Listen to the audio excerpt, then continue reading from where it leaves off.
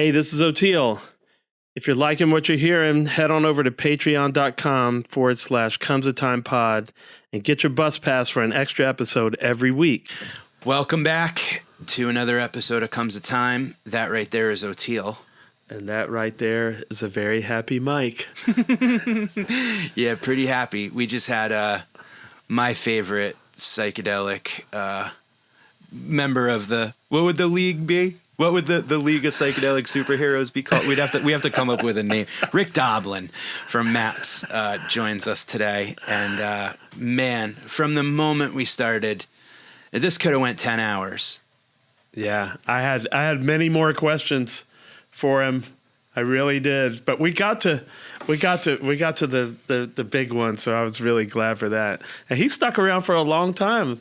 He wanted to stick around longer, but he's a busy man. He's doing the I don't want to say the Lord's work. He's doing all of the Lord's. No, I mean I don't want to minimize him by saying the Lord. I think he's doing every Lord, every universe's work.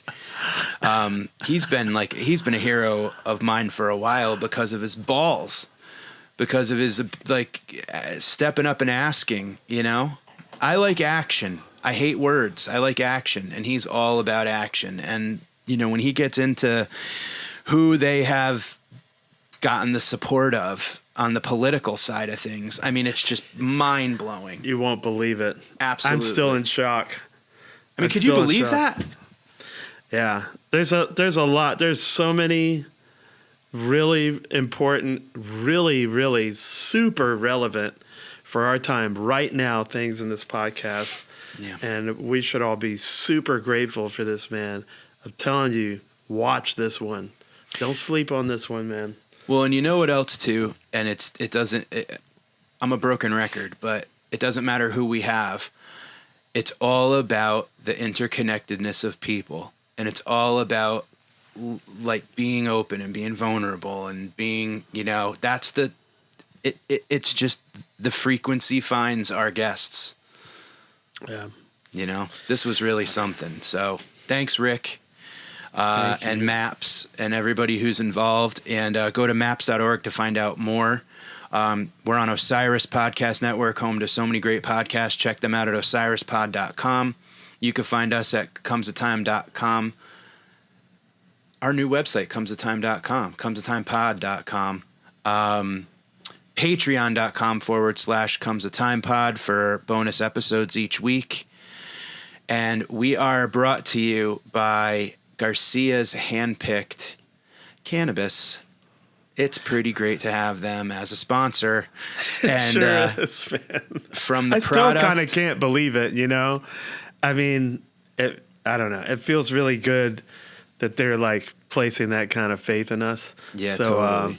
Yeah, I still am a little like walking on a cloud about that. Well, I'll be walking on a cloud in about 3 minutes after I open up the beautiful jar and the packaging and everything down to the finger missing joint, holders. The pre-rolled. The pick-shaped edibles. Go to GarciaHandpick.com and find out all about it. But enjoy this episode with Rick Doblin, and he's an extremely busy man. We can't thank him enough for joining us. And love you, Oteil. Love you too, man.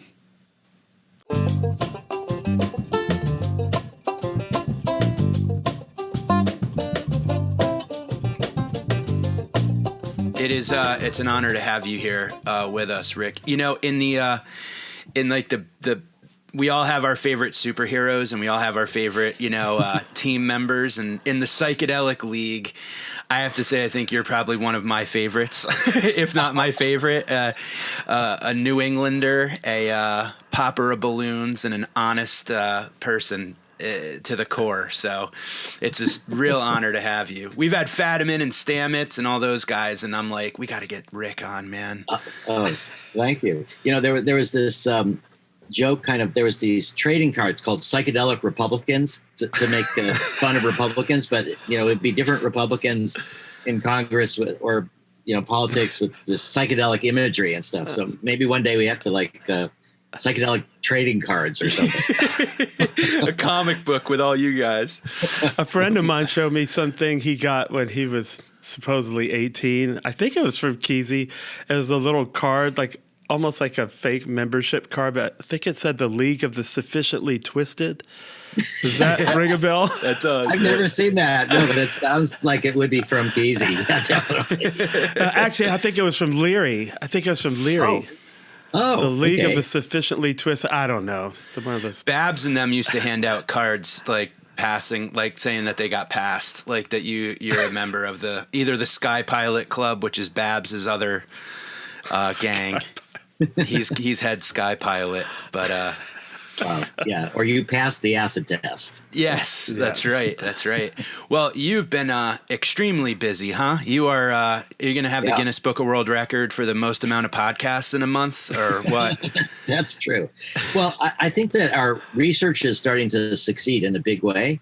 And so I see the main issue now is public education and trying to prepare people for what's going to be happening. And it's not so frightening, and it doesn't turn everybody into hippies and they drop out, and you're not all going to get psychotic and go crazy, and you're not going to have deformed babies from chromosome damage and stuff. So I think the public education is something I'm very much focusing a lot of my time on. It must be a relief. I mean, how did you survive the 80s? I mean, I lived through all the Nancy Reagan, Just Say No. I mean, just 50 years of propaganda.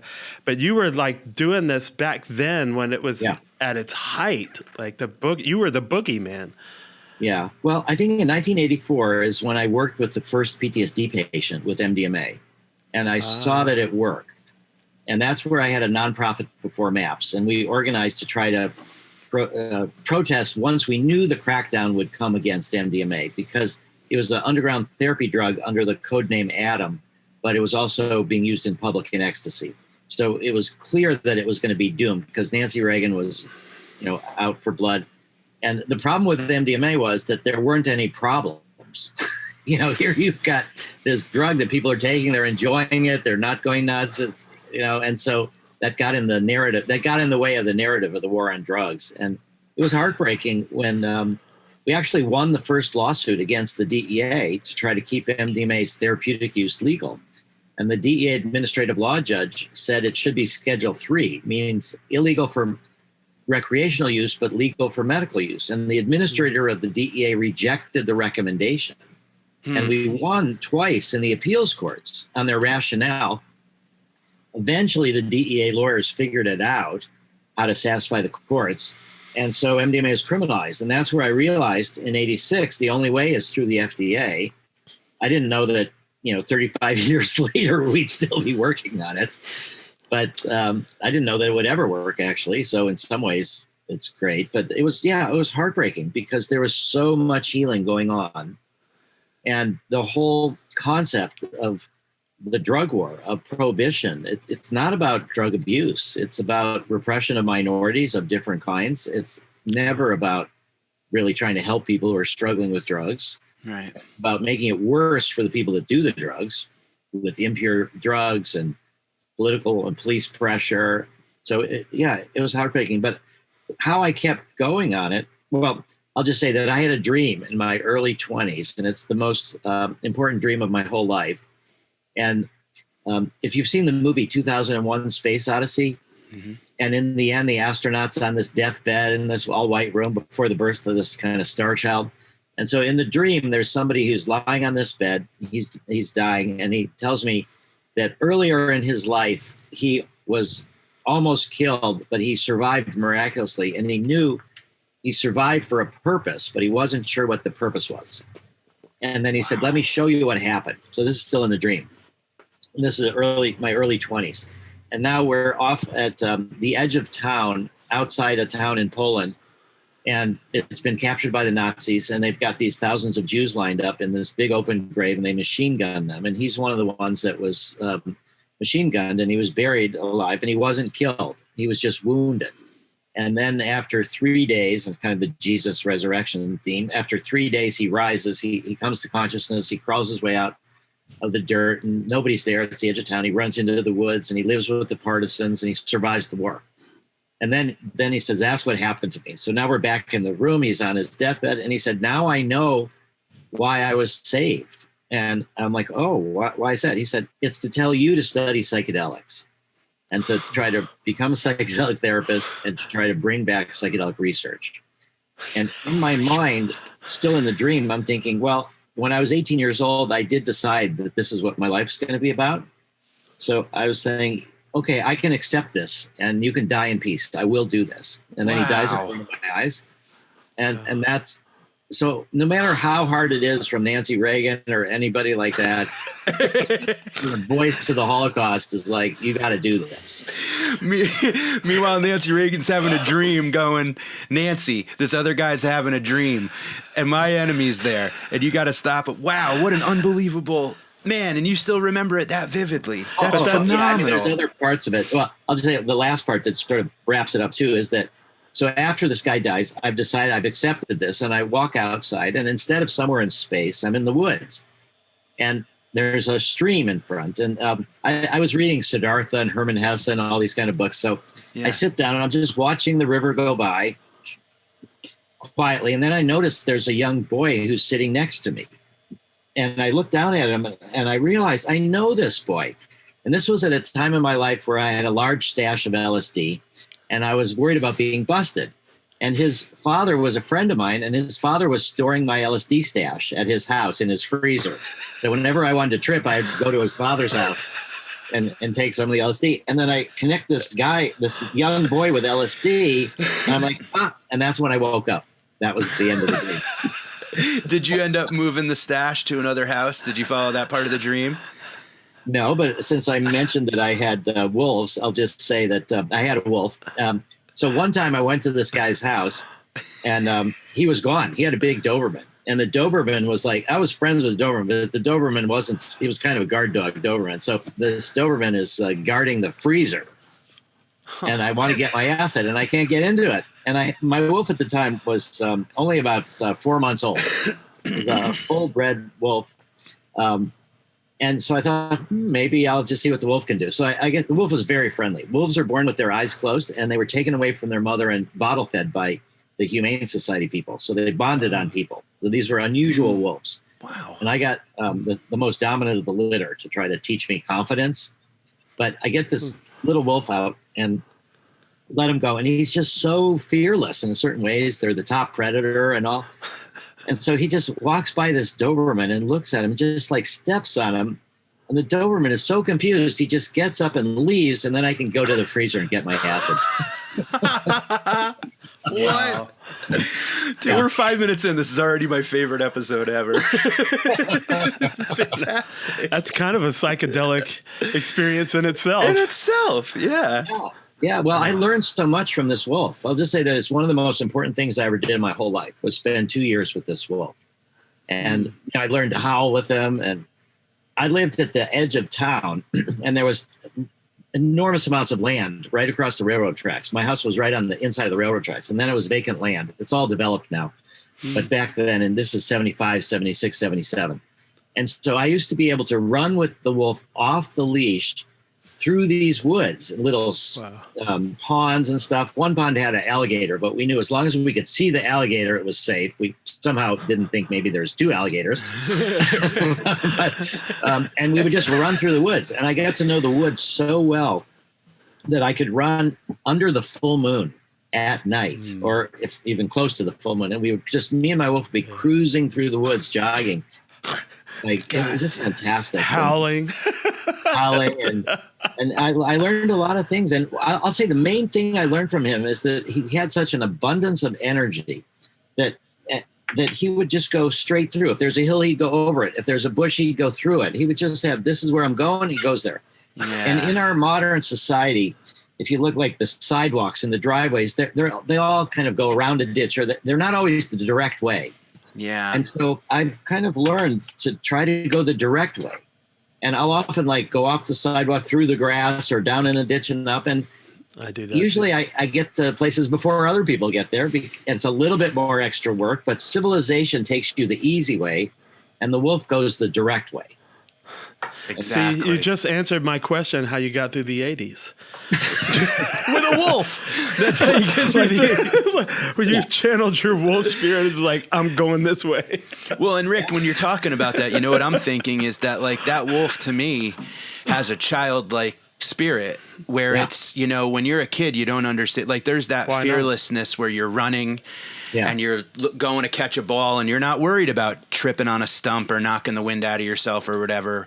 And as you get older, you've broken a couple bones or whatever, you're like, whoa, gotta walk carefully. Let's stay on the sidewalk. So that wolf seemed to, bring back the child in you. Oh, it sure did. And which is what psychedelics do, I guess, right? Yeah. And I learned confidence from him. And most of the dogs didn't like him just because he smelled differently. But there was only one time where I was cruising with him through the woods where we went swimming in this little pond, and he got up on one side and I was on the other. And I called him to come with me, to come back. And he looked at me like, no way. And he just took off. It's the only time it ever happened. And I didn't have a collar on him because I didn't want him to be less than free, you know? So he had no identification. And we were at the edge of town. I thought he was going to go out away from town and be killed by a rancher or something with cattle or something like that.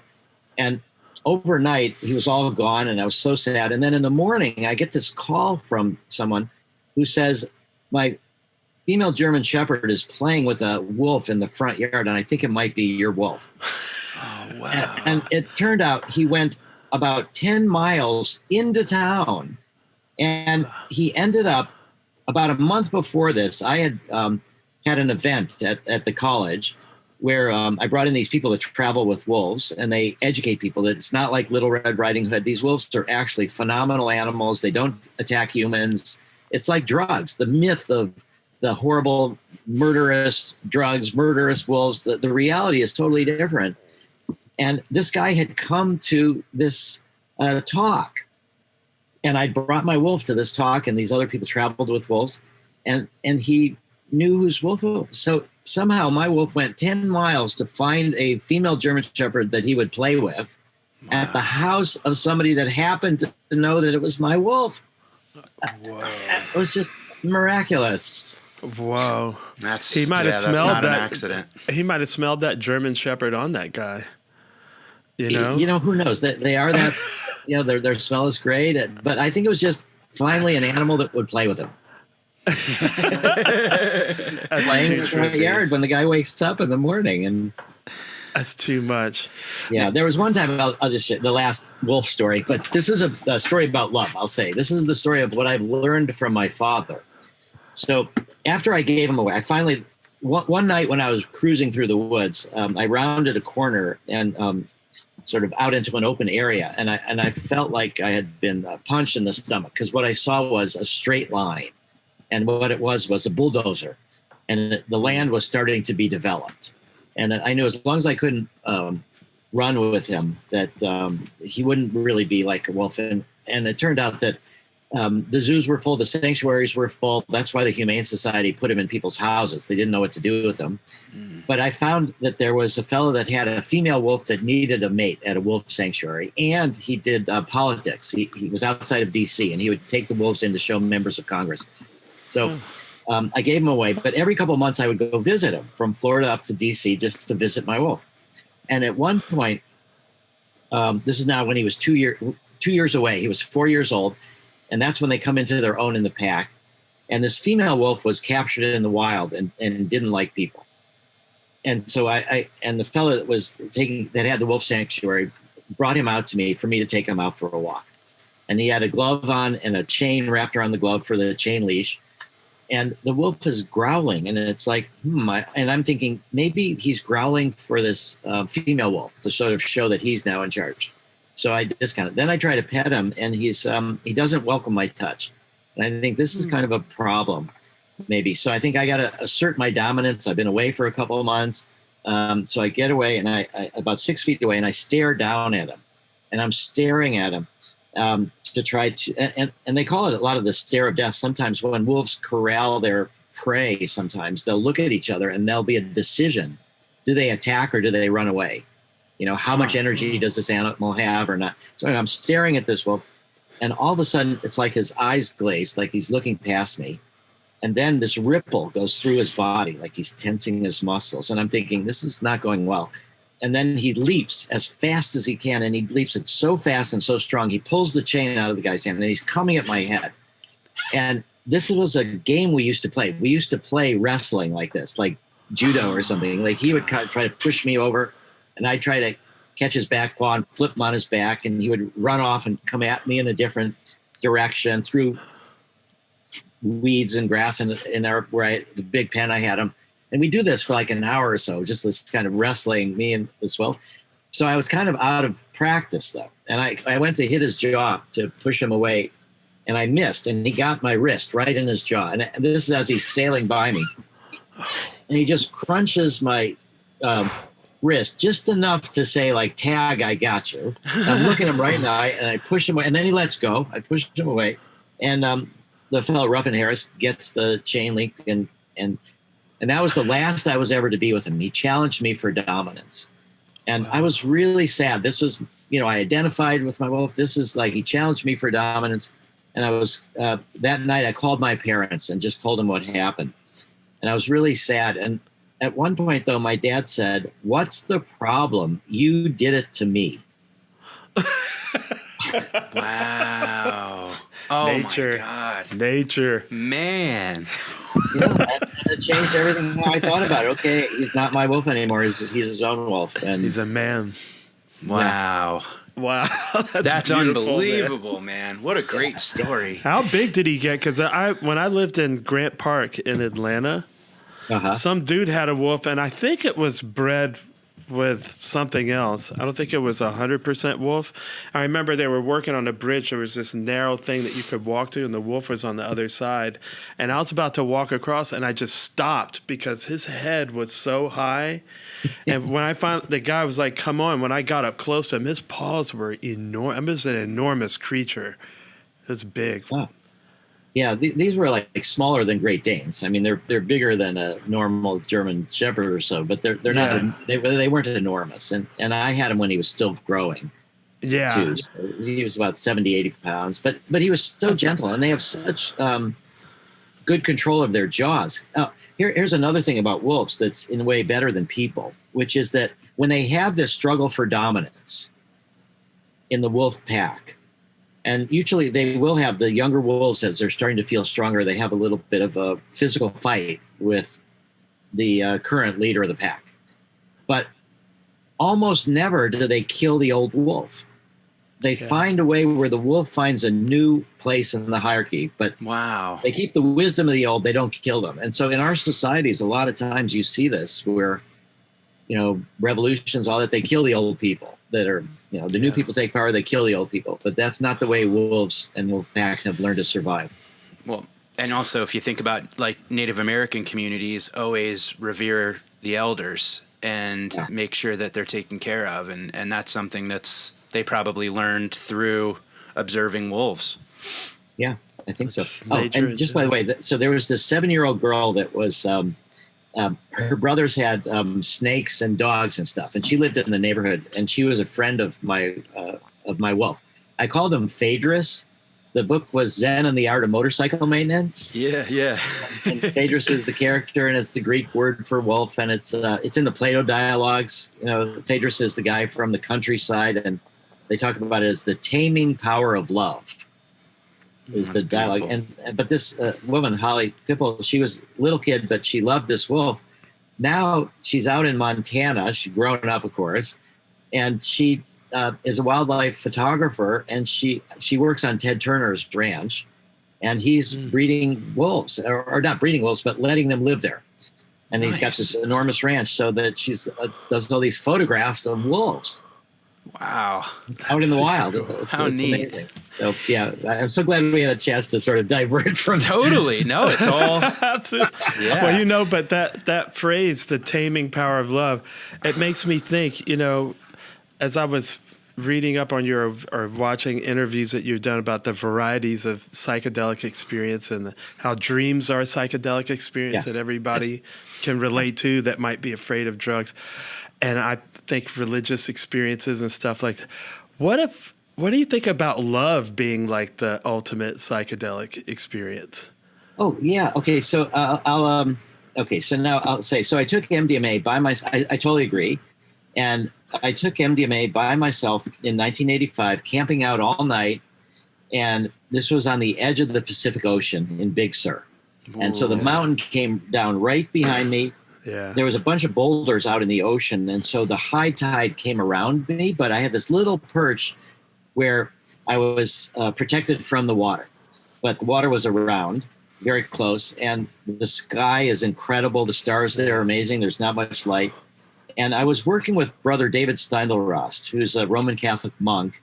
He's a kind of mystic, and he's very ecumenical, but he was willing to try MDMA. I met him in 82 when MDMA was still legal. He was willing to try MDMA in the monastery in half doses as an aid to meditation. It quiets your mind. You can really focus. And if you have this deep moment, you can sometimes learn how to do that on your own without the drug. That's the idea of the therapy. You have this experience and then you integrate it without the drug. And so Brother David was very much finding value in MDMA. There was one other monk that was using MDMA. At one point, Father Bruno, who was the father of the monastery, came and he said he wanted to have a meeting with me. And he said, "What are my monks doing with your drugs?" But I explained it to him, and he said, "Okay." He let it continue. Nice. Which was amazing. So Big anyway, Sur, man, you can't beat it. Big Sur is totally right. Yeah, it's the Camaldolese Monastery. It's beautiful by Lucia, or a little bit south of Big Sur. So, in any case, I'm thinking, why would somebody want to be a monk, and why would you want to have a celibate life, and what the like? So I'm camping out. And I have this sense like the enormity of the universe and how I would just disappear. Like the stars are enormous, the roaring of the ocean. And I kept thinking, I'm just going to disappear into this. Why? And after a while of this kind of merging of all of this, I realized I'm still here. And I'm like, well, why am I still here? And then I had this feeling that I was here because of gravity.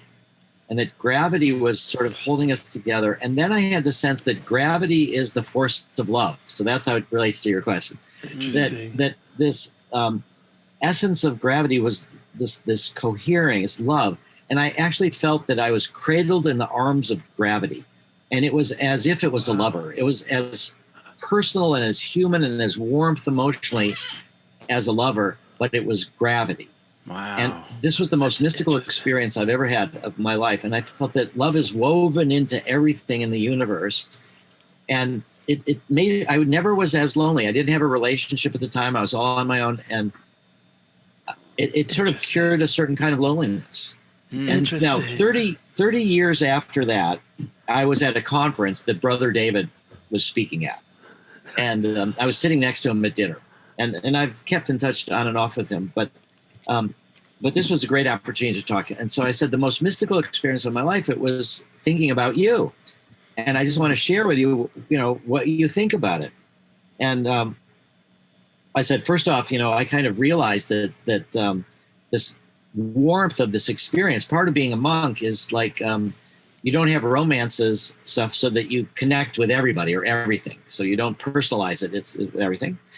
But then I said it was about gravity and cradled in the arms of gravity. That was my insight. And then he was quiet for a moment. And then he said, I think about gravity every day. Wow. It took me 30 years to get that. But Otel, I think that concept that love is woven into everything there's a lot to that. And I think if you can tune into that, you can try to be compassionate about people that are doing things you don't necessarily like, or how do we tune into that loving approach, even in the midst of crisis or danger or It's tyrants. interesting you tie it to gravity, because I always am reminded of that. It was a movie. The title was The Unbearable Lightness of Being. Yes. And I remember how much that phrase struck me, because the times that I felt despair or hopelessness or severe anxiety, I felt like I didn't have gravity, like I could blow away like a leaf. I felt untethered. And I never really associated gravity with like comfort necessarily. Like on the surface. That's weird. It's interesting. Yeah. We would just be atoms disconnected and off into infinite emptiness. Yeah, but I never tied it to love or safety or now you got it. It's crazy. I mean, you think there must have been something like telepathic going on for him to, you know, be thinking about gravity every day and you like tuned into that and just like, that's amazing, man. Yeah. He's amazing too. Brother David Steindl-Rast, he's known for talking about gratitude. So he's written a book called Gratitude is the Heart of Prayer. Amen. That's it. What he says, which is beautiful, is that everybody is mystic. You know, it's not just these mystics, that if you can have a moment of like a deep breath and be grateful, that's the essence of it. And that anybody can do that at any time. It's not that you have to be a monk for 30 years. That's Jerry Garcia 101. Yes, it is. Or great, and not just him, but all of them. Robert Hunter, really. Yeah, all of them.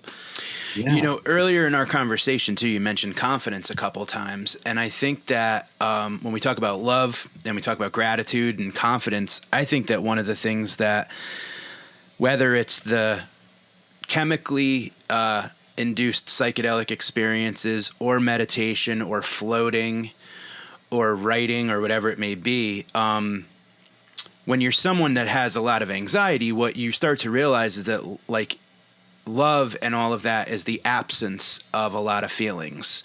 I think I tend to look at now the opposite of like, if I'm feeling love and I'm feeling gratitude, I take a minute to acknowledge what I'm not feeling because I'm so used to feeling the opposite, the things that make me critical or the things that make me judgmental or the things that make me more, you know, I think that and lately with experience and with microdoses of psychedelics and stuff, my goal going in is to meet emotions before they take over me. Like I'm trying to catch it a step ahead and use it for what I can use it for and then let it go before it encompasses everything. So I think that that's interesting way to think about it, that love is an ultimate psychedelic experience. And, you know, because it is that feeling of, you can't love the moment. You can't, if you were sitting in that pocket in Big Sur and you were like, I have to do this, I have to do that, I have to do that, you would have missed the fact that those waves were even crashing. Yeah. But you were loving that moment so much that you were free enough to think of the most simple thing, which is gravity. Yeah, and it was the MDMA that really helped me also to get into that state.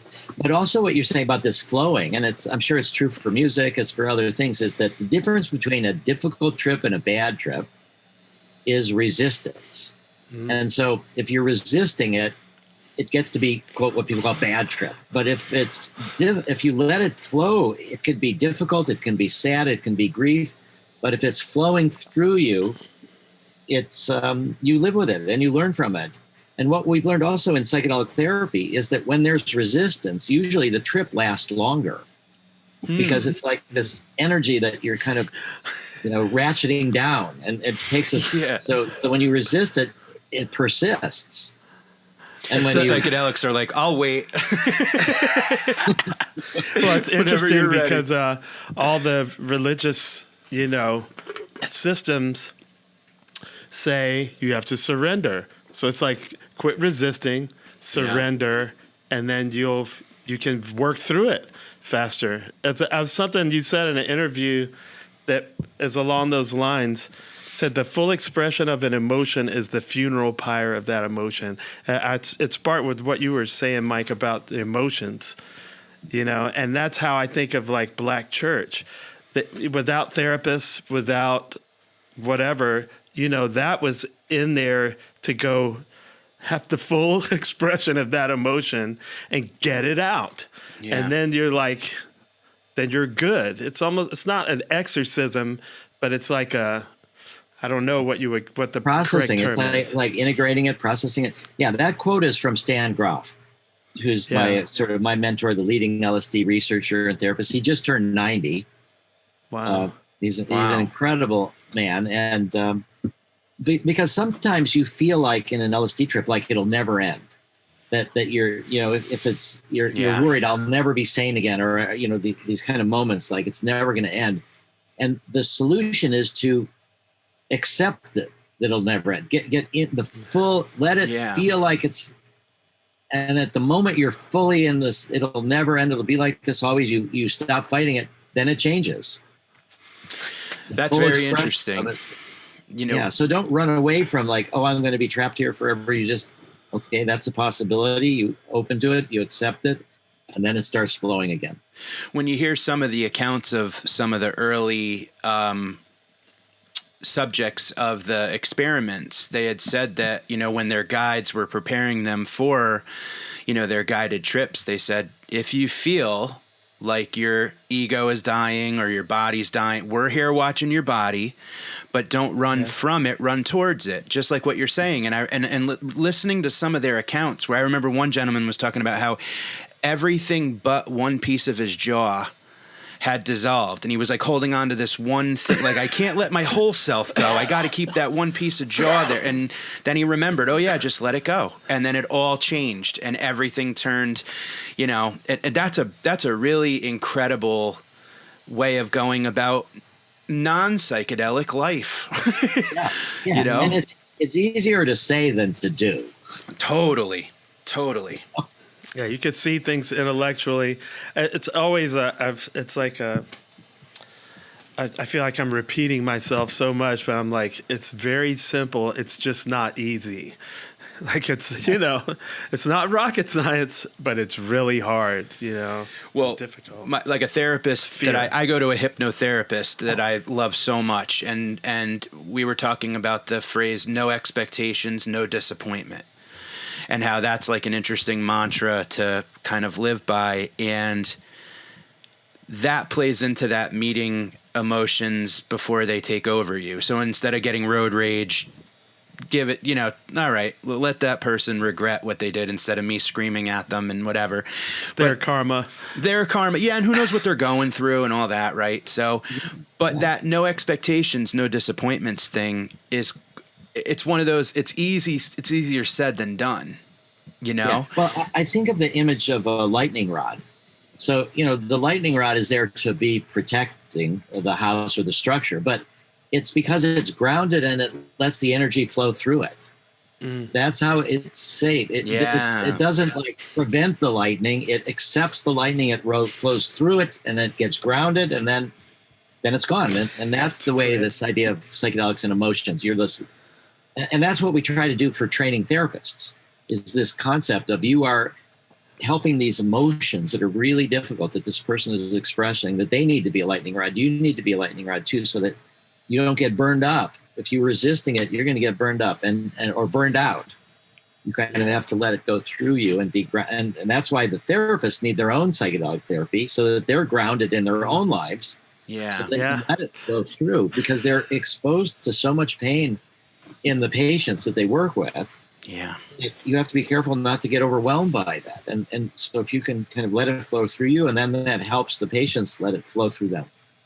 Can you talk about some of the varieties of psychedelic experience? I mean, I know we have already, but I was really interested that you were saying, like, if you put MDMA first where people feel safe, and then do the more psychedelic one on top of it. And I wasn't really sure what MDMA was until I watched your podcast. So can you talk about that to some of the people that might not know?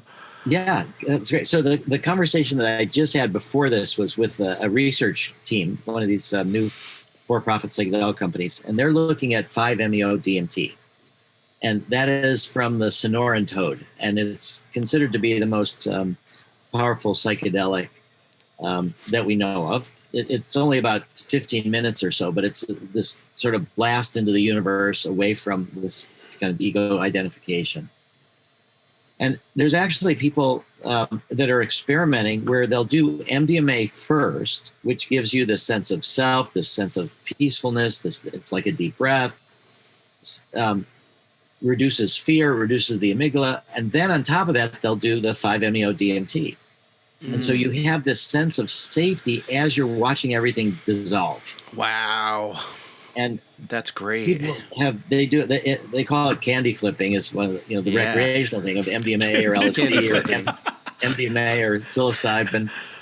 So there's more and more therapists that are really thinking about that. So that, because on the one hand, the classic psychedelics are this ego dissolution, merged with everything, and of course, all sorts of memories and things come up, and that's what you work with in therapy. So it's not this beautiful, always mystical connection. It sort of reduces the barrier between the conscious and the unconscious mind. And that's what we're talking about, like with dreams or something. But when you have a base of sense of self-acceptance and reduction of fear, then when you layer on top the other psychedelics that are more neutral emotionally. So also what Stan Grof has said is that LSD is a non-specific amplifier of the unconscious. Right. Take it and you can't predict what's going to happen. It's non-specific, but MDMA is more specific. It's more about warmth, love, connection, self-acceptance, empathy, and we know it's oxytocin is the hormone that's released with MDMA. So there are different ways to experiment with it and different ways that people use it in therapy. But what I like to do is in a way, the opposite is to start with the hard stuff, to start with the LSD or the psilocybin, and then stuff comes up, and then people have a challenge, kind of a courageous challenge to let go. You're kind of struggling. And then a couple hours later, you add the MDMA. And then that smooths it out and helps you to integrate it. The parachute. The parachute is a good way. And and to give one example, that there was one time I was working with this is back in 1984, when I knew this was the first person I ever worked with MDMA. And I talked about it in my TED Talk, but I didn't tell this part of it there. But the first session was MDMA, and it was like this tour of her traumatic history. It wasn't just this brutal rape and physical assault, that it was other things that had happened in her childhood and all of that. So it was like a tour of all of this trauma, and it was a good start. But I thought of MDMA as like polishing the diamond, and I thought of LSD as like the diamond cutter. That there's kind of this depth of LSD. So you sort of cleave the diamond and then you polish it with MDMA. So I thought, okay, we'll switch to LSD. This was a week or so after the first session, and she was suicidal depression, PTSD. And so with the LSD, she got to this place where it was a foreign planet. She was on this foreign planet, and there was 2 suns, and she was baking to death. And it was just this terrifying situation that she couldn't go beyond. The fear was too great. And so I thought, let's add half a dose of MDMA. And so we did that, and she agreed to do that. And that was the breakthrough. And then what happened was, because of the reduction of fear with the MDMA and the self-acceptance, this scenario shifted from 2 suns to 1 sun. And it was actually after she had been raped and beaten up, and she was left outside under the sun. Oh, wow. So it turned from something symbolic that it was too fearful for her to deal with. And then the MDMA added this element where it condensed into her own life, her own experience. Wow. Man. And that's how these go together. And then what happened next was that she explained that it was date rape, and that this guy had told her that if she ever told about it or told his name, he would kill her. Oh, now, this was like 10 years before in a different country, but he was he had sort of made her prisoner in her own mind. Yeah. And so for her to be able to just tell the story and say the guy's name and to tell, that broke the spell. Wow. And, and then I asked her, what did you like about this guy? This was a day rape. And then she kind of vomited. And this idea that she had sort of done it to herself, and not really at all, and then she kind of came to this idea that he liked animals. And one of the things that had made her feel suicidal in a way is that she could never trust her judgment, because her judgment had left her so astray. And once she could look at it that, okay, my judgment was he liked animals, I could trust him. And now she can say, okay, now not everybody that likes animals is trustworthy. She could recover her ability to differentiate. Wow. Now she's married. She has a child. She's one of our main therapists who trains other therapists. Oh, wow. But that gives a sense of the MDMA LSD combination. And it's the same way of doing it with, psilocybin or 5-MeO DMT, other kind of things. But sometimes when people sail through, when they're open and not resisting with LSD or something, you don't need to add MDMA at the end. It's just it's a different approach to do sometimes. And I think for a lot of people who are coming to psychedelics sort of new, it's a good way of learning that you have the base of the self-acceptance, the self-love, the reduction of fear, and then you layer on a classic psychedelic, and then you do this dissolving. Yeah. And it's kind of preparing you one day for doing the classic psychedelic by itself. And because what we're doing is psychedelic drug development, the FDA wants you to do one variable at a time. Mm-hmm. So we're studying MDMA, other people are studying psilocybin, other people, we've done some LSD work, other people doing LSD work, and ibogaine, all these different drugs. Once they're approved on an individual basis, then therapists can start putting them together in different ways. And there may even be research one day too about the combinations. But I think there's so much to explore, and there's so many nuances. And what we're really trying to do is build the field of psychedelic medicine. The goal is for these therapists not to be an MDMA therapist or a ketamine therapist or a psilocybin therapist or an LSD therapist. The goal is for them to be psychedelic therapists, and then to be able to sort of personalize and customize and combine for each individual patient in their series. And I think this is a point for me to add now. The goal is mass mental health. Humanity as a whole is in danger. We're destroying the planet. We are killing each other. So we need mass mental health. And medicalization is one way to change people's attitudes. That you do science, you get the opinion leaders, you do double-blind studies, and then people can start to see that there are certain conditions where you get more benefits than risks. I mean, people were scared by the acid tests. A lot of times people did have difficult experiences. They were dosed sometimes, in the Kool-Aid, not knowing what was in it. And so there's a lot of fear in the culture from all different reasons. But when you end up sort of helping prepare people for this, it's good. But medicine only goes for people that have diagnoses. And there's a lot of us that we don't have a psychiatric diagnosis, but we could learn a lot from psychedelics. And we need a lot. And we all suffer from low-level trauma, depression, just looking at the newspaper and thinking about what happens if authoritarians take over America. What if we lose our democracy? Yeah, right. So we need drug policy reform. That's where I'm going to. Is we need legal access for adults to do it, pure drugs. They can get it on their own. We're calling it licensed legalization, where if you misbehave, you lose your license for it. But also we need to educate the young. And so we need to take this back into the families. And you look at the cultures that have successfully integrated psychedelics, like the Native American church with peyote, or the ayahuasca churches in South America. They don't have age limits. I was at a Navajo Native American church peyote ceremony, and there was a Navajo man who brought his 9-year-old son to stay up all night with us. And he took smaller doses of peyote, but so I think that we need to have drug policy reform and medicalization, and that's the strategy that we're moving forward with, to try to make you could say, a psychedelicized culture that really is grounded in love and that will help us as humanity survive. Thanks for listening. We'll be right back after this. What's up, everyone? I'm Mike. And I'm Oteil. And these are our Sunset Lake CBD gummies that are almost gone. Sunset Lake CBD is a farmer-owned business that ships CBD products directly from their farm to your door. For years, Sunset Lake was a Vermont dairy farm producing milk for Ben & Jerry's ice cream. In 2018, they diversified and started growing hemp for CBD.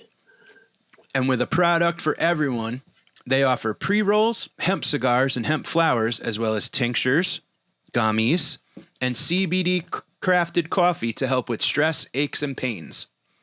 Sunset Lake CBD saves you money by shipping high-quality CBD products directly from their farm to your door. Want to know what I've been using a lot of, Oteil? This salve with the arnica Yeah. on my old bones. You get back from a show and you got tore ankle, rub a little bit of this on there.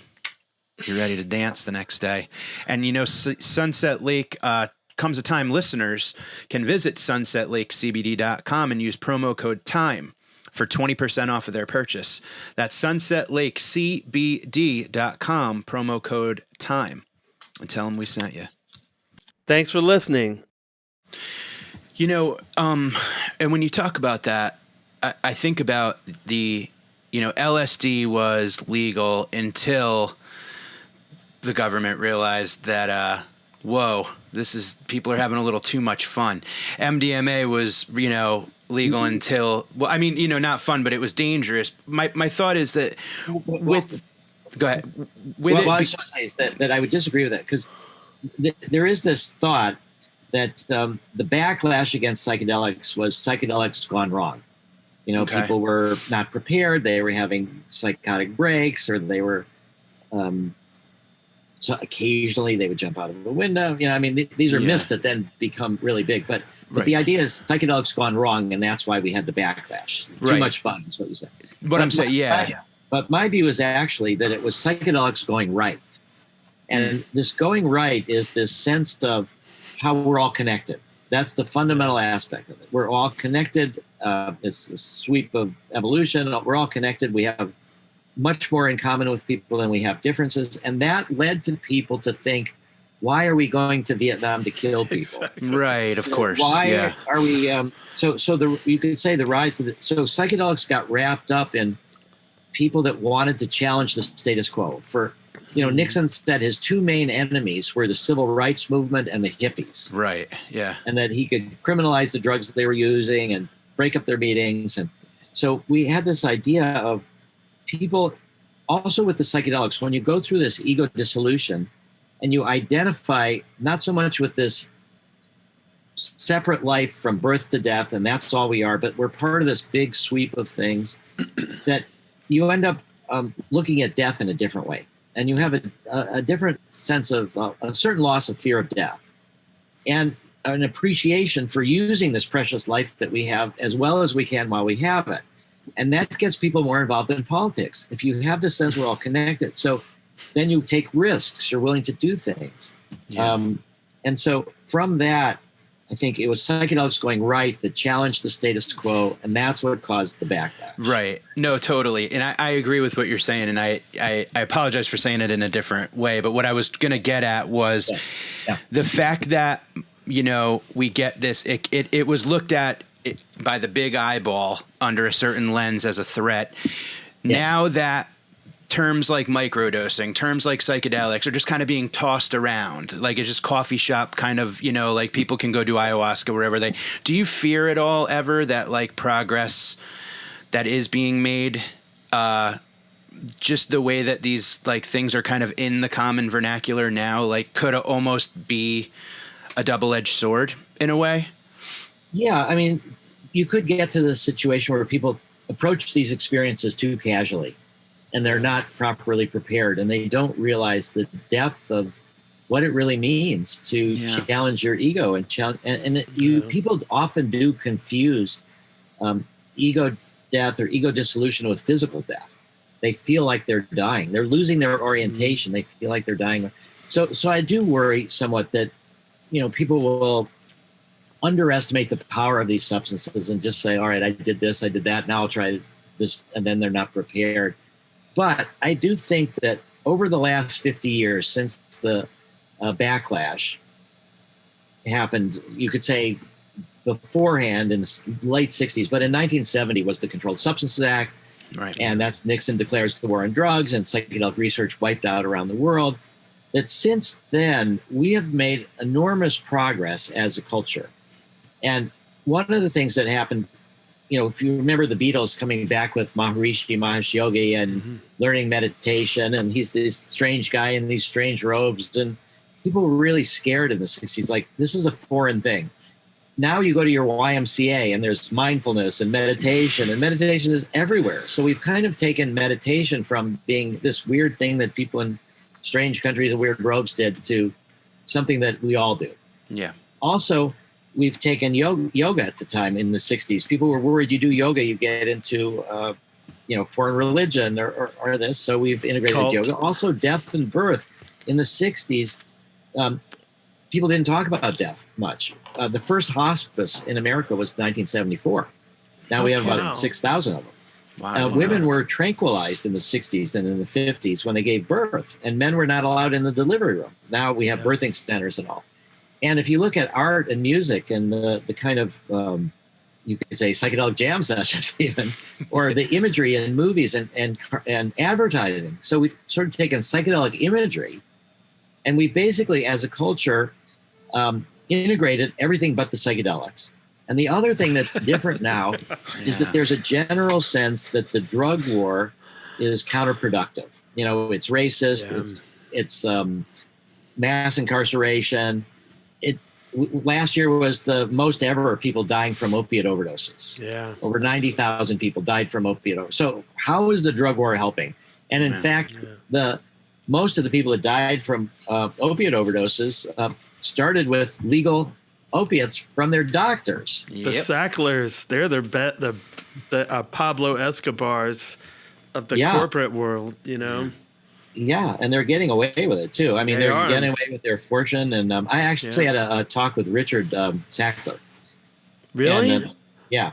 Whoa. And so, geez. So this was a couple of years ago, and what I was saying to him is that I would like him to donate for Ibogaine research. Mm-hmm. So to get off the shit he was peddling. Exactly. And in the end, he said no. Wow. And then a few months later, they came out with this patent on a drug to help you come off of opiates. They're going to make money both ways. Yeah, amazing. It was amazing. pathetic. So, but I did have this discussion with him, and it was there's that's like Marlboro selling e-cigs. So let me ask you this. This is fascinating to me because I never feel like I'll ever be in the position to talk to one of these people. Yeah. Is he just like, because I always hear this thing, which my knee-jerk reaction is to go, that's bullshit. But, well, he's actually a nice guy. I'm like, no, man. How many deaths is he responsible for, right? So it's just that he is just like a capitalist and just sees everything in like a number sheet? Or, I mean, I'm asking you to make a value judgment that I'm sure you're not. That's unfair in a way, but what do you think? I think that people are really good at rationalizing things that they don't want to see. Yeah. And I do think that the blame is always elsewhere. Oh, it's the doctors, or it's the patients are weak, or I think that, well, this is pretty funny. Yeah. So he started saying he would need to evaluate my proposal. And then he said, our corporate responsibility office that we've just set up needs to look at this. So this is after the end of the opiate crisis. They finally have a corporate responsibility office, and they said no even. But my guess is that they think of that there's loads of people in pain.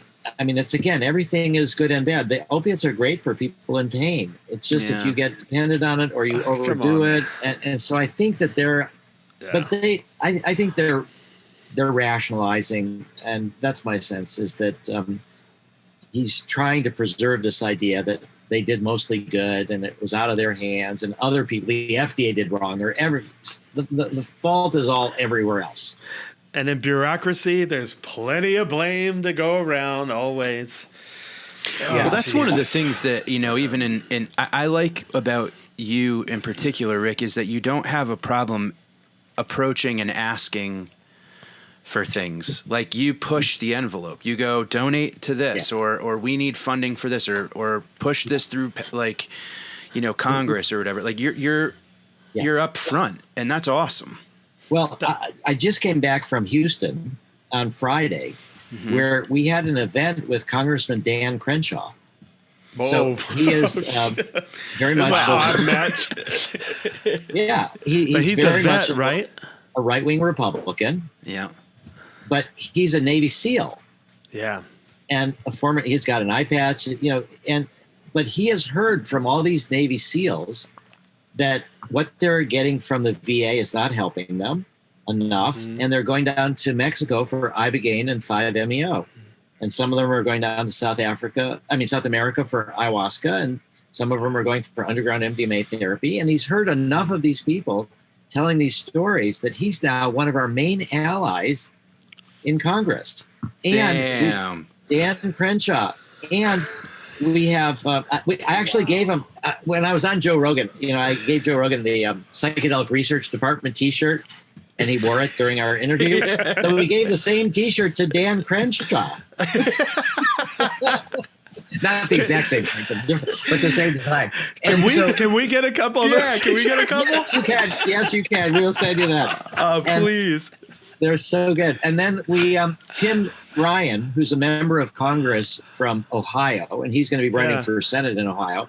I mean, his talk on the House floor denouncing the Republicans for the insurrection and for voting against the commission. And he's eloquent. I mean, he's like the opposite spectrum of Dan Crenshaw, but they're working together with us on a bill, a bipartisan bill to give $25 million to the Department of Defense for psychedelics and $25 million to the VA. So we're finding these unlikely collaborators. We do have support from Rebecca Mercer, who is one of the main funders of Trump and Bannon, and she owned Breitbart. The Mercers. But she gave us $1 million, and the only limitation was that it go for veterans. Just don't let them near the formula. Don't let them near the formula. Yeah, but that's genius, though, because, these people consider themselves very patriotic. And the veterans, I mean, come on. Yeah. If it's helping those Americans, man, this is, wow. You're getting funding from the Mercers? Wow. Yeah. Well, and also, and so when I was talking with Dan Crenshaw, though, my talk was, so it was called the Healthcare Innovation Summit. And this is his third annual one. His mother died when he was 10 from cancer. So he's always been really interested in healthcare and innovations. And so I got to see the human side of him. But, I was describing how we have bipartisan support for this. And I talked about Rebecca Mercer. We also have support from the Koch family. Now, Elizabeth Koch has given us almost $6 million, but she says she's not her father. She shouldn't be identified as necessary. She wants to be apolitical. But Elizabeth Koch is one of our big supporters. So I said we've got money from Rebecca Mercer, from Elizabeth Koch, the Rockefeller family. My mind is blown. Warren Buffett's son, Peter and Jennifer. They have the Novo Foundation. They're funding us. Pritzker family. Killer, we're getting like these major well-known families of all. And then I said to Dan, and on the other side of this, we have George Soros, and he's giving us some support from his Open Society Foundation. And so Dan was like grumbling, like joking about George Soros. Yeah, he's like the one that they all want to go after. But it ended up with this sense of, okay, that's okay. I wish you wouldn't have mentioned his name, but he's with Rebecca Mercer. It's this whole field. And I said, we have managed to take this out of politics. It's above.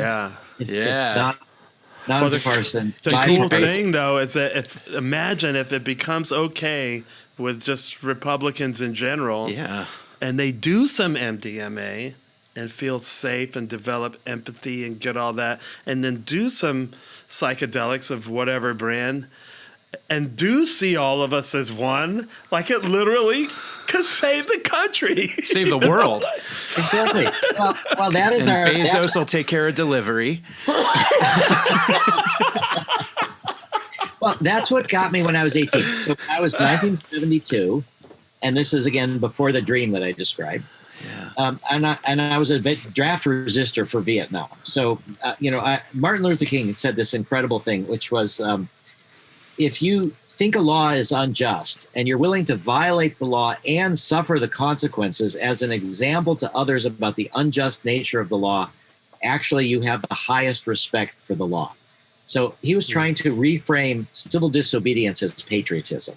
And so that's where I felt like I'm not going to go to Vietnam, but I'm not going to run away. I'm not going to pretend I have a bone spur. I'm just going to go to jail, and they'll have to catch me.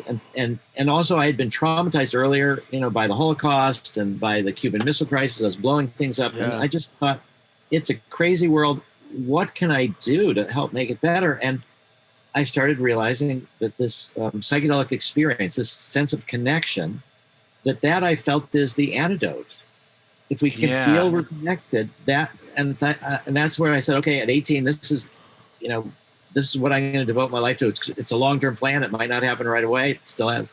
But if we can bring this together forward and we can accept psychedelics instead of suppress them, people can have these experiences. And actually, there's one of our projects is in Israel. There are Israelis and Palestinians that are doing ayahuasca together and MDMA together. Whoa. Oh my God. Now, these are small groups. They're the most peace-minded of them, but they still have all their fears of each other. And one of the Israelis said, wow. The first year is interviews. We're doing this with Leor Roseman and Robin Card-Harris at Imperial College. And the first year was interviews. And one of the Israelis said that during this ayahuasca session, they played Arabic music. And he said previous to that, whenever he'd hear Arabic music, it would get him fearful. He would be thinking about the enemy, the other. Yeah. But under the influence of ayahuasca, he could see the beauty in the music. It was this kind of experience that he felt like all of a sudden, it's not like we're Israelis or Palestinians or Jews or Muslims or Christians, that we're all one, and I can appreciate this Arabic. That was his breakthrough, was appreciating Arabic music. Wow. And so there is this kind of hopeful thought. And so what we've joked is that if we can help these Israelis and Palestinians, then we can work on the harder case in the U.S. of Democrats and Republicans. I mean, and as you're telling that story, I'm kind of thinking about veterans. I'm not a veteran, and I would never, ever begin to, pretend like I've ever experienced anything of that magnitude. And I can only imagine how load off their shoulders refreshing an ego-dissolving psychedelic experience would be. I mean, just because when you're pumped full of, this is what you're fighting for, this is what you're doing, this, that, you always have to kind of have that, guard up, shield up, don't trust anyone kind of, and then to be able to get someone to like a chemical or a substance or a spirit to go, you could put the shield down. You're a human and love yourself, and we're all part of a bigger thing, man. That has to be a massive load off.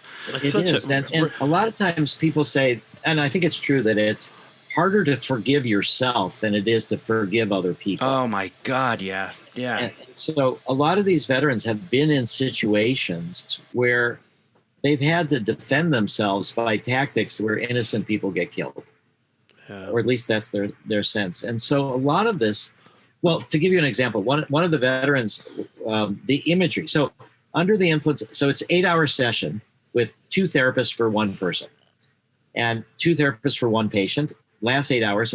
Most of the time, they're listening to music and they have eye shades on.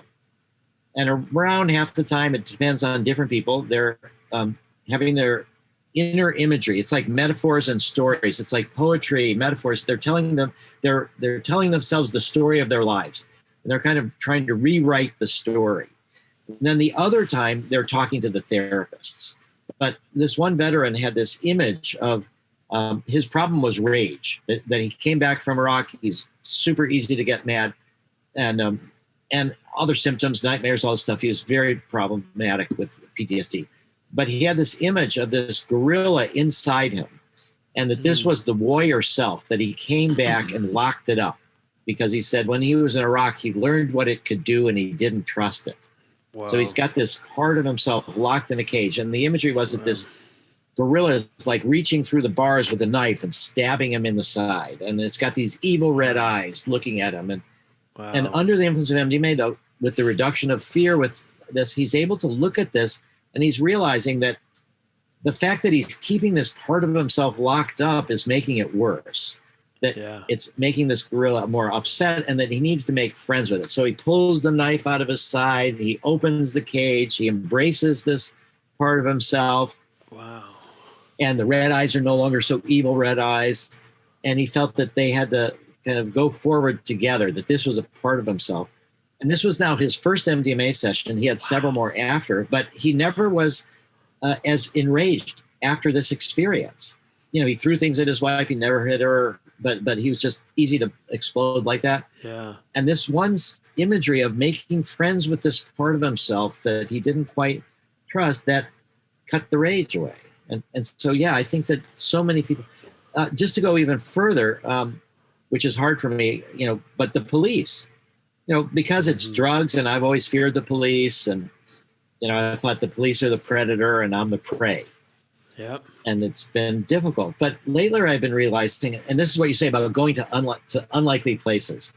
So we actually wanted to speak to the police about MDMA therapy for police officers with PTSD. A lot of police, if you're the military, you have preferential hiring after you leave in police officers. So you have a lot of police have a military background, but they're traumatized in the military. Yeah. Now they're in a job that they see the worst of humanity. And so we decided we have a senior retired DEA official that is our main consultant now for the police and the DEA. And it's because his son went to Iraq, came back with PTSD, and found marijuana to be helpful for his symptoms. Yeah. And that changed the mind of the father. So we went to this, we arranged for us to speak at the International Association of Chiefs of Police. So it's like 10,000 police chiefs and their senior staffs from all over the world, mostly America, at this big convention. And we were going to talk about MDMA therapy. And 2 days before that, President Trump decided that these were his people. He was going to speak there. And they scheduled his talk at exactly the same time as our talk. So we get there, and there are thousands and thousands of people waiting in line to hear President Trump. And I'll just say that the exhibit hall was super scary because it's all this new police technology for new batons, new shields, new handcuffs, new straitjackets, new ways to listen in on people. In any case, we get to our room, which is set for 350 people, and there's only 20 people there. But I thought, okay, these are the people that really want to be here. And one of them was a psychotherapist. He was a full-time police officer, but he was also a psychotherapist. And after our talk, he came up to me and he said, I would like to learn how to give MDMA therapy to other police officers. And I said, great, this is what we're looking for.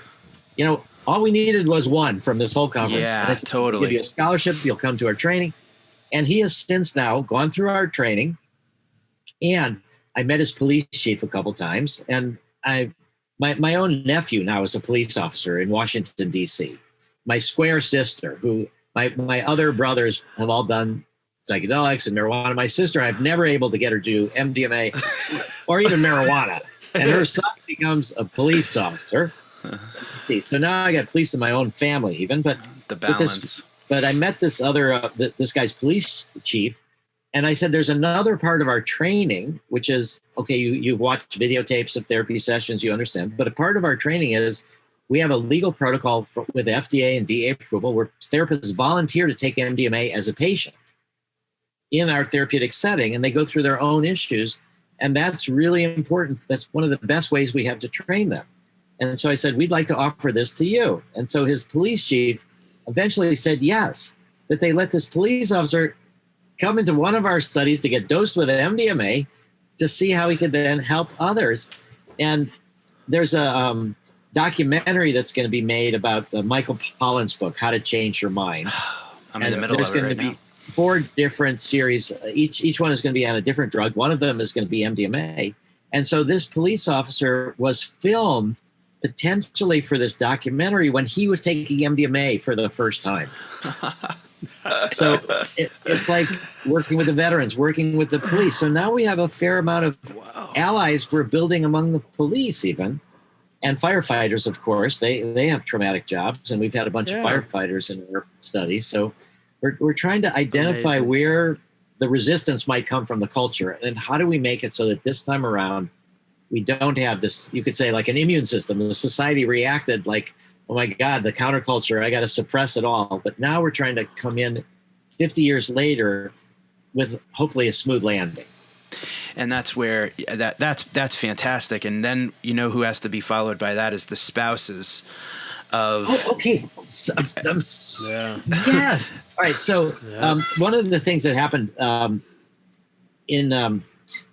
Austin was this fellow Aubrey Marcus, who started a company called On It for supplements. Yeah. He works with Joe Rogan. They've just been bought by Unilever. And so Aubrey's, sold his shares and stuff. And so super rich. I was telling Aubrey, so I did a podcast, with Aubrey. And this was on Sunday. But what was, so afterwards we talked, and I said, the most important non-phase 3 project that I'm doing, that I'm fundraising for, it's for the spouses in a way. It's called cognitive behavioral conjoint therapy. So conjoint means couples or dyads where one has PTSD, but you bring the person that they're in a relationship with that's affected by their PTSD. Yeah. And those people get ignored most of the time. So absolutely. Mike, I'm really glad you mentioned that, because those people get ignored. And so there's this approach where you bring both people into the therapy, the person with PTSD and their relationship. And so when we've tried to do work with the Veterans Administration and to get them, they are so resistant. But I started in 1990 to say, we'll pay the VA to study MDMA. And we'd work with therapists and doctors, and they'd want to do it, and it would always be stopped by politics, by the political stuff. Yeah. But in 2014, we had Senator Jay Rockefeller and Richard Rockefeller, who was chair of the board of advisors of Doctors Without Borders. And Senator Jay Rockefeller was on the Senate Veterans Affairs Committee. He persuaded the FDA to let us pay to do a study with one of their researchers, and she had developed this cognitive behavioral conjoint therapy. And they'd heard about MDMA as the love drug, the hug drug, good for couples therapy. So they said, start there. And so we've done now 6 dyads where both of them are in the therapy, but both get MDMA, the person with PTSD and the person they're in a relationship with. And so part of this is couples therapy, and part of it is helping the person with PTSD. And the results were better than anything ever with the cognitive behavioral conjoint therapy without MDMA. The results were extraordinary from these 6 couples. So we're trying to raise 1.2 million Canadian in order to do a bigger study. And all we needed, we had more than half, but I needed $480,000, $240,000 a year for 2 years. And so after the podcast with Aubrey, and he just sold On It, and I said, this is my big thing that I'm looking for. And he said, all right, I'll do it. It's done. So Aubrey just donated $480,000. Oh, fantastic. And so it's couples therapy and MDMA for PTSD. And this is what we hope to bring into the Veterans Administration eventually, that they can do that as well as just MDMA for the one person. But yeah, so the spouses. That's fantastic. Okay, so that leads to just another point, which is that the psychedelic clinics, there'll be thousands and thousands of these psychedelic clinics once MDMA becomes medicine.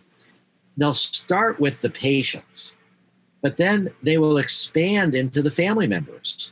Yeah. So if you've got somebody that's dying of cancer and they're the patient, but everybody's suffering. So these clinics will eventually, from the patient to the families, and then I think eventually they're going to be like a site of initiation. So let's say you want to get a license to do psychedelics. You want to be able to do this. You first off go to the psychedelic clinic, and it's free, paid for by all the taxes of the people that are buying it.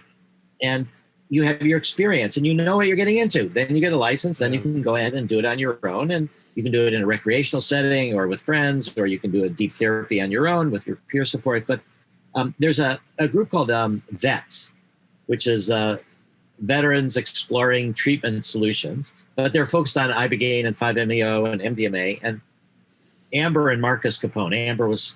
Marcus was also a Navy SEAL. And so he knows Dan Crenshaw. He's the one that's helped with others convince Dan Crenshaw he should get involved. But they've talked about how in these military families, the military person gets the attention and the spouses are what are left behind. And the kids. So I don't know and the how kids. you to say that, but it was so right. No, it's and you know what? It's take military out of it. Humans, adults that have that gorilla in the cage inside of them with the red eyes, the children learn to be scared of that gorilla too. And the grandchildren begin to learn to be, and that's where there's this just trend and path that we can break. And that's mass mental health. Yeah. Yes. Now there's also what's called, what you're talking about is multi-generational trauma.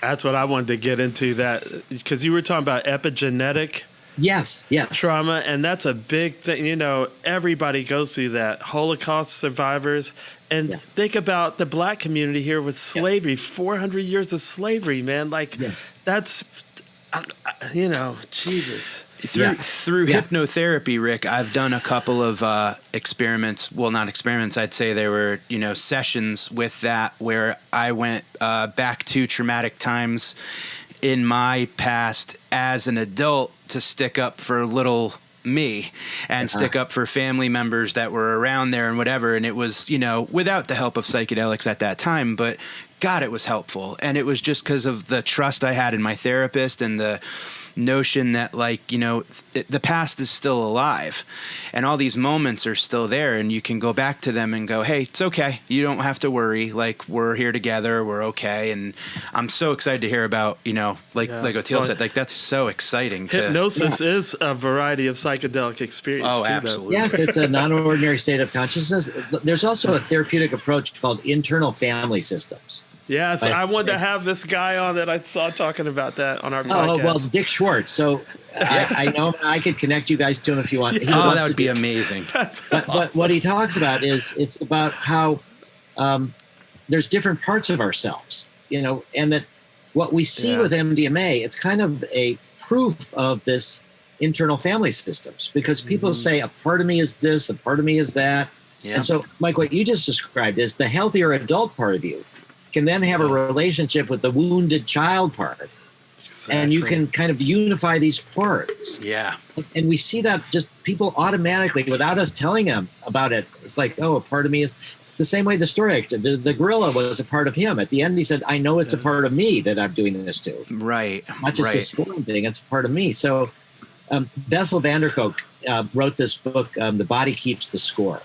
Yeah. And he's one of the world's experts on PTSD. And he is our principal investigator of the Boston site. And the amazing thing is that his book, The Body Keeps the Score, came out 6 years ago.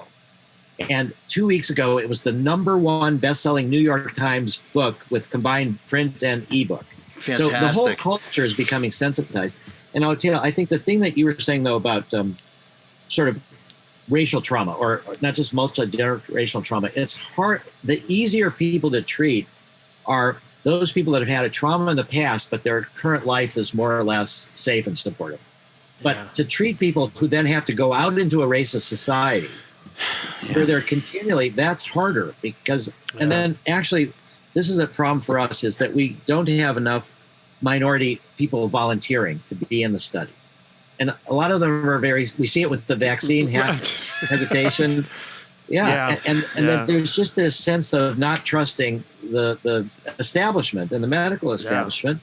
But we've had 4 people that were African Americans, and we couldn't let them in the study because the way the FDA says we have to do the study, there's a measure called the CAPS, the Clinician Administered PTSD Scale. And that's the baseline measure, that's the outcome measure. But the way the CAPS is done is you have to pick one trauma, and that's your major trauma. And then that's what you're asked about every time. And so these 4 people who were African Americans who had a history of multiple different kind of traumas, they couldn't pinpoint one to say everything is the reference trauma. It's like a lifetime of problems. They should just go, I'm black. Yeah, they just point to their arm. That's my trauma. This is it right here. Just pick, I'm black, and it'll cover it. But I see what you say. I'm not joking, but but it's right. So we're I mean, we very much want. So if people want to volunteer for the study, let me just say that you can go to mdmaptsd.com .org, mdmaptsd.org, and you'll learn about where you could volunteer if you want to do volunteer for the study. I think there's a way to track the black community, though, because I was watching you talk about this on one of your podcasts, and I know you got to go really soon. But the thought that occurred to me was like, you know, I agree with you. Like, my mom was a nurse for 30 some years, and she didn't get her first vaccine till just a minute ago because my sister finally talked her into it. She was not trustful of the medical establishment, because she was in it, working at DC General Hospital in Southeast Washington. Yeah. Right? But the thing is, Black people are very open to psychedelic experiences. I see it in Black church, with dreams, with whatever, the music. I played with an African drumming group, when you're doing the dance is a psychedelic experience, and the drums and all of it. So there's a lot of harmony there to be had. It's just the establishment part. We got to.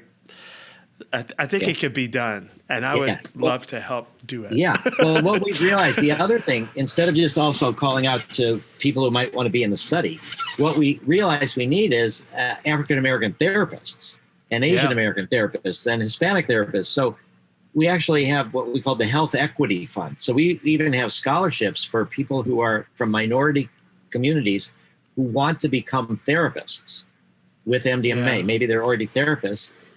We're working also at the University of Baltimore. Just to say that Bob Parsons, who was the founder of GoDaddy, billionaire, he's given us $2 million. He just gave $5 million to Rachel Yehuda at the Bronx VA to do MDMA research, but to also look at epigenetics. But the University of Baltimore has a lot of minority people in their counseling program. So we're trying to then, several of them, about 10 of them are now going through our training program. And then we maybe embed our therapy training in their core curriculum.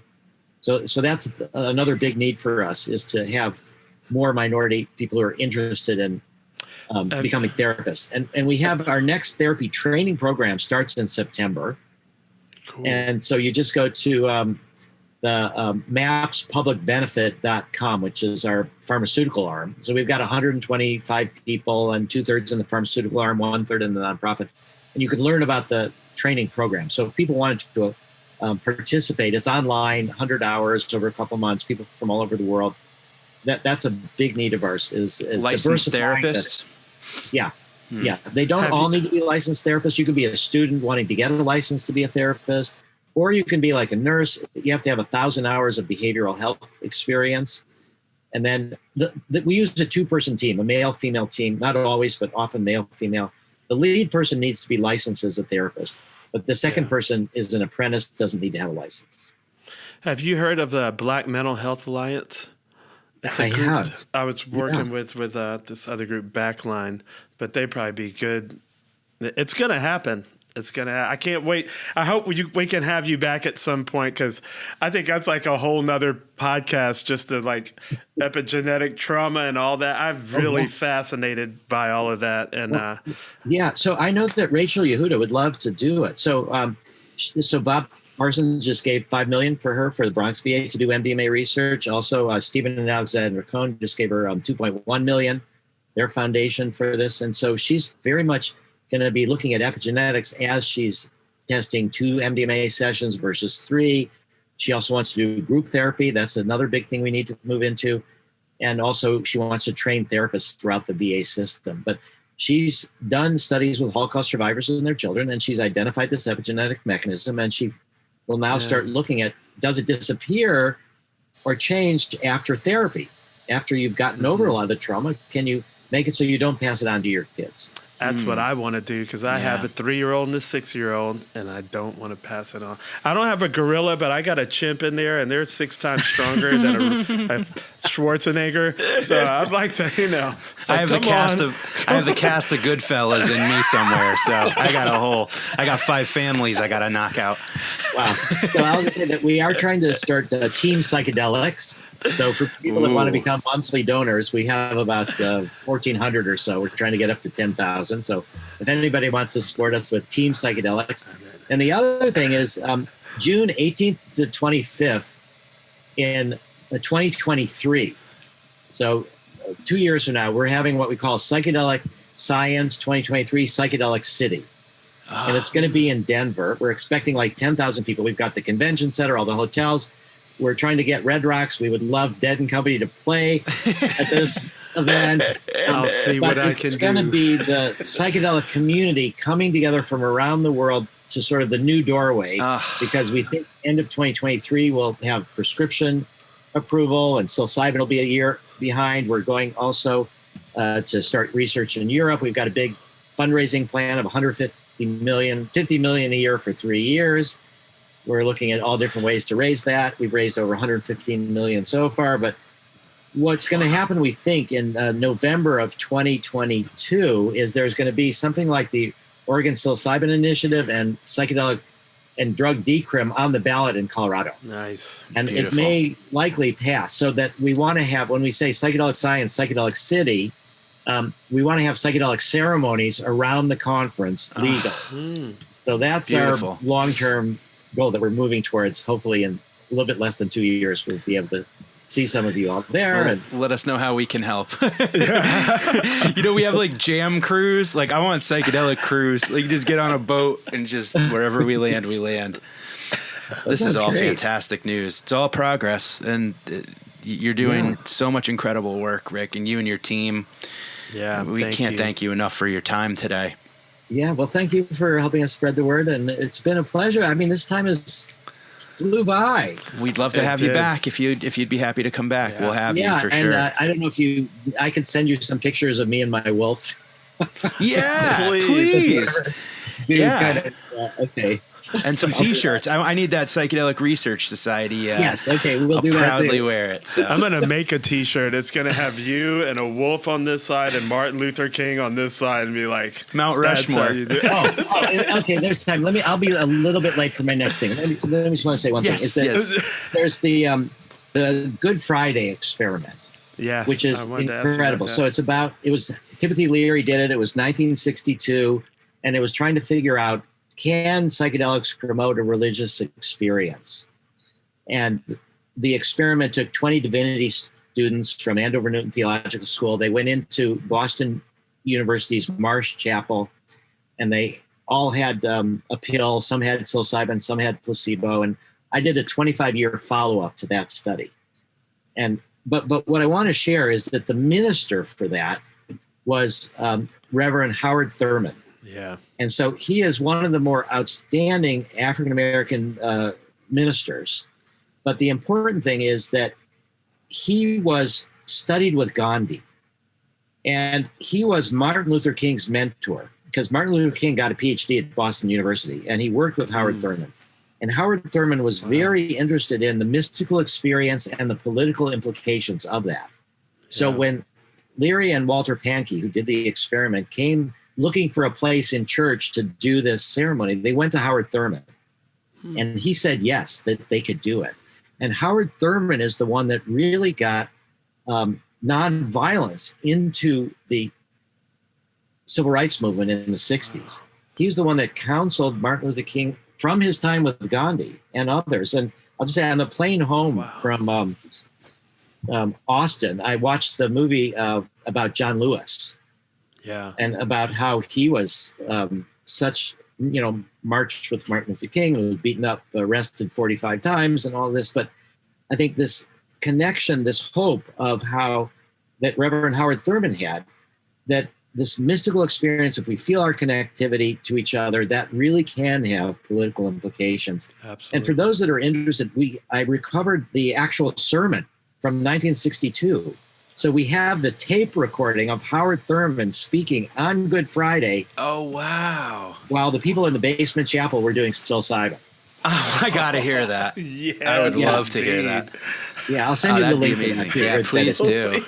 This is amazing. So Howard Thurman and this idea of how nonviolence becomes part of the civil rights movement, a line from Gandhi. It was through, and there's a psychedelic connection to it. It's just amazing. Wow, that's beautiful. That's great. Yeah, please put that out. Wrap that up in the T-shirt when you send it to me. Rick, stick with us for a minute. Everybody, thank you so much for joining, and please maps.org for everything Rick and company. Rick, thank you so much. Catch everyone next time.